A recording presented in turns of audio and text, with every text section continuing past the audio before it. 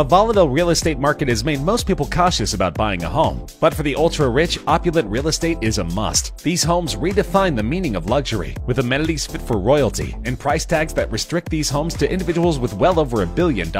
From French chateaus to Indian mega towers, these homes sprawl to unimaginable sizes. Today we are counting down the top 10 biggest houses in the world.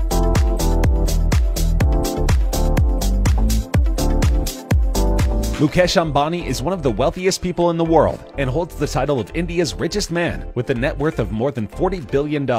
Hence, it doesn't come as a surprise that his residence in Mumbai is a mansion worth a whopping $2 billion.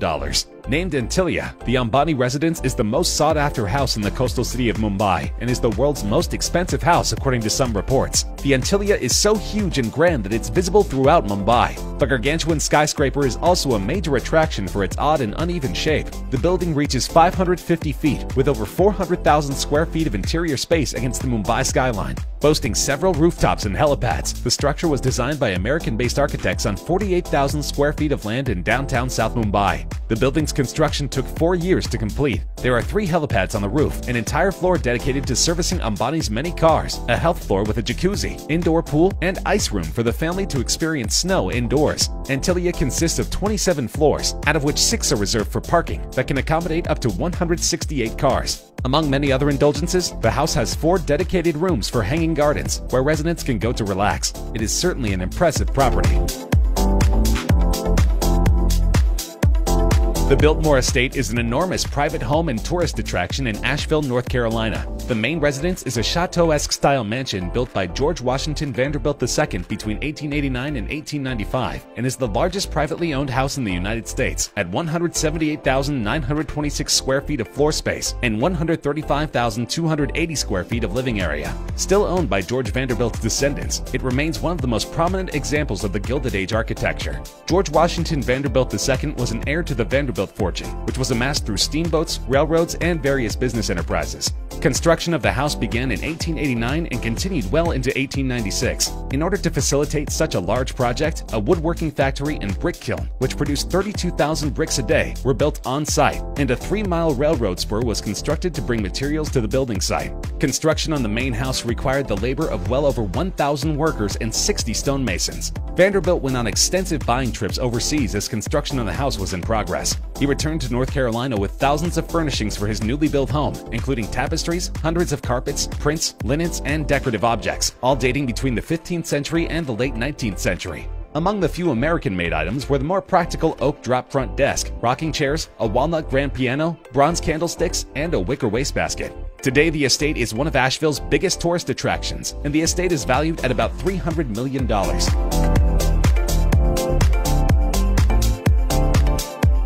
According to Forbes, Joseph Safra is the second richest Brazilian and the world's richest banker with a net worth of $15.9 billion. He heads the banking and investment empire Safra Group. The Safras are one of the most prominent Brazilian families. At their magnificent estates in Sao Paulo, Brazil, business deals are sealed for massive sums. Family affairs have always been conducted far from the spotlight's glare. The 3 brothers never betrayed any hint of internal conflict that is bound to exist with family ventures and massive financial dealings. They have a policy of resolving differences by coming to mutual resolution, always within the family, away from public scrutiny. Though the Safra palaces are not open to the public, those close to the family describe them as extraordinarily beautiful, even by the standards of Sao Paulo's community of millionaires. This Californian-style residence spreads over a vast area of 230,000 square meters. It comprises 103 rooms, 24 of which are bedrooms with luxurious marble ensuite bathrooms. The house also features beautifully landscaped gardens, as well as private woodland, in addition to its renowned feature, a $3 million heated marble driveway. And of course, a house this big does not lack for a swimming pool. There are 5 swimming pools in the mansion, including an infinity pool. And if swimming is not your sport of choice, the house also includes a fully automated 2-lane bowling alley, a squash court, and a tennis court. If all that's not enough, this giant mansion includes a customizable cinema with a 50-seat capacity as well. The estate is valued at $138 million. Whittenhurst, London's largest private house, was built between 1913 and 1920 on an 11-acre plot in Highgate, a wealthy hilltop neighborhood north of the city center. First owned by Arthur Crossfield, an English soap magnate, the mansion was designed in the Queen Anne style and contained 25 bedrooms, a 70-foot-long ballroom, and a glass rotunda. The views from its gardens over Hampstead Heath and across the capital were among the loveliest in London. For decades, parties at Whittenhurst attracted potentates and royals, including in 1951 Elizabeth, the future queen. Whittenhurst was bought by the family of the Russian billionaire Andrei Guryev through an offshore company called Saffron Holdings, located in the tax haven of the British Virgin Islands for £50 million in 2008. It has 65 rooms spread across 3 floors, including 25 bedrooms. One of the largest is the ballroom, measuring 70 feet long with a height of 20 feet. It has oak flooring and the timber wall panels are in walnut, with carved cornices embellished with gold leaf. Other rooms are the drawing room, study, entrance hall, and staircase, and most of the bedrooms are all in an opulent classical style. Other richly decorated rooms include the dining room, Chinese room, billiard room, and the gallery hallway. Access to the property is via a 3-fingered gatehouse. When remodeling is complete, it will spread over 90,000 square feet, second in size only to Buckingham Palace. David Siegel made his money in timeshares, but ironically when it came time for his own place, he decided to build a property. In fact, he's still building 10 years later and is not quite finished. By some estimates, his Versailles will be the single largest residence in the country at around 90,000 square feet. The name is an apt choice, as it's modeled on the famous French palace, and it's indeed palatial.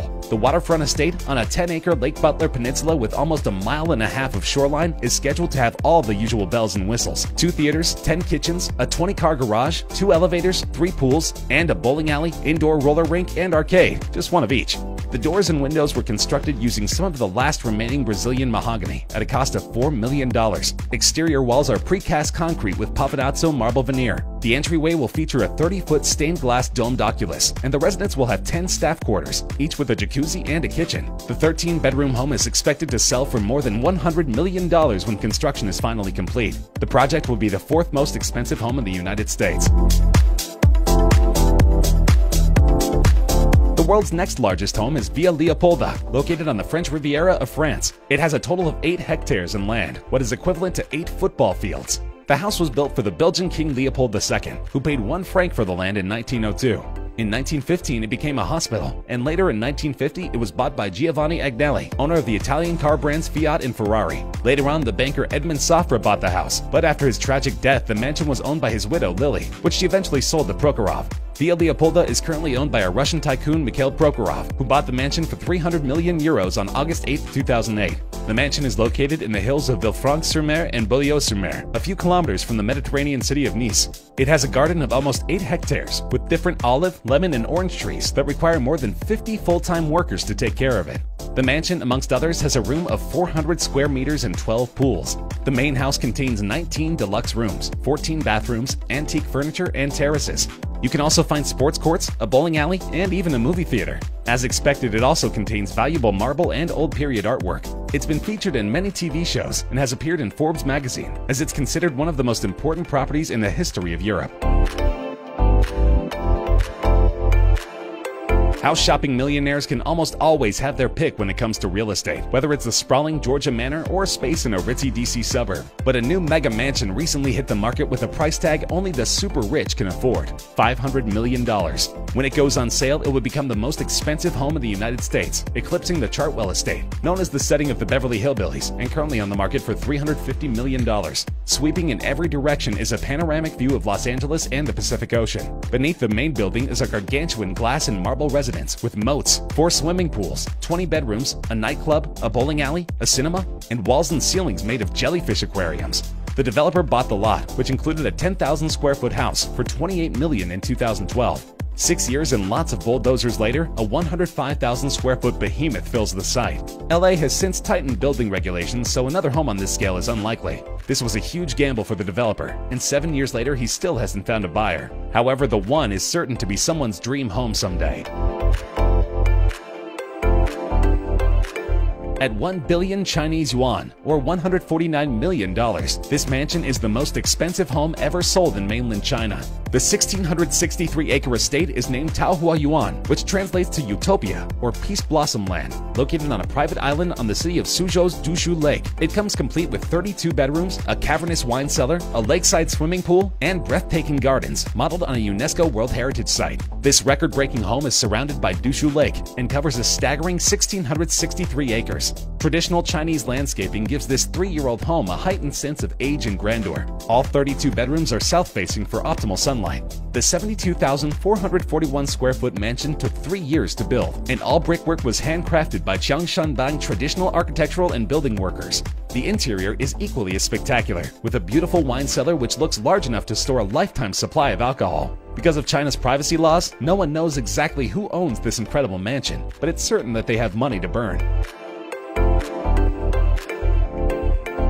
Pensmore is one of the largest homes in the United States, located in the Ozark Mountains near Highlandville, Missouri, that spreads more than 72,000 square feet, reaches 5 stories, contains 14 baths, 13 bedrooms, has exterior walls 12 inches thick, and was designed to survive earthquakes, tornadoes, and bomb blasts, and whose construction lasted from 2008 to 2016. With its owner Stephen T. Huff telling the Kansas City Star in 2015 that the house should stand for 2,000 years. Huff says the house will withstand an earthquake, bomb blast, and a direct hit from an F5 tornado. Turrets reaching high from that Christian County mountaintop practically spit in the eye of the twister. This is how homes, hospitals, schools, and retirement facilities should be built, he says. Seen for miles in all directions, this mountain crescendo, one of the largest houses in America, reaches into the Ozark sky like a mix of French chateau, university building, and something out of a fantasy movie. A herd of exotic hogs roam the surrounding woods, and rumors about secret tunnels just thicken the plot. Conspiracy theories abound that this property will be used by the Illuminati in the case of an apocalypse. Junk bond billionaire Ira Rennert has a massive house in the Hamptons. It's also pretty controversial. The business mogul, who Forbes says is worth $5.9 billion, was recently in court defending the funding of his Sagaponyak estate. Representatives of a now-defunct mining business he used to own claimed he looted the company to build it, and in late February he was ordered to pay back at least $118 million in damages. But the mansion, constructed for about $110 million but now valued at closer to $400 million, has been the center of a number of controversies since Rennert built it in the 1990s. The estate actually includes 4 different houses for a total of 110,000 square feet. The main house alone has 29 bedrooms, 39 bathrooms, a basketball court, movie theater, and bowling alley. In addition to 3 swimming pools and miles of private shoreline, there's a hot tub valued at more than $150,000. The property taxes alone are $650,000 every year, more than enough to buy an incredible home somewhere else.